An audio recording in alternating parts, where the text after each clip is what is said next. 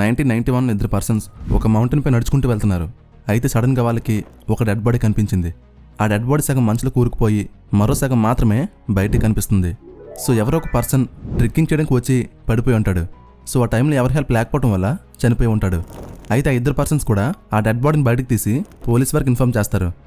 అయితే ఆ dead body ఎవరు, అతని పేరేంటి, ఇవన్నీ తెలియాలంటే ఒకటి అతని ఐడి కార్డ్ కావాలి, లేదంటే తన ఫింగర్ ప్రింట్స్ బట్టి తెలుసుకుంటారు. అది లేకపోతే డిఎన్ఏ టెస్ట్ చేస్తారు. కానీ ఏం చేసినా కూడా అతని పేరుని, అతని ఐడెంటిటీని కనిపెట్టలేకపోతున్నారు.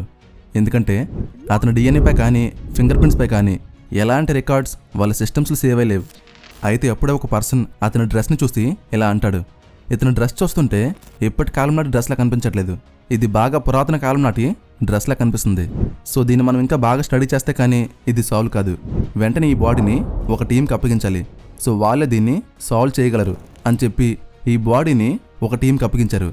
సో ఆ టీం మెంబర్స్ ఆ బాడీ యొక్క బోన్స్ పైన, అతని స్కిన్ పైన అండ్ అతను వేసుకున్న డ్రెస్ పైన ఒక టెస్ట్ చేస్తారు. ఆ టెస్ట్ని మనం కార్బన్ డేటింగ్ అంటాం.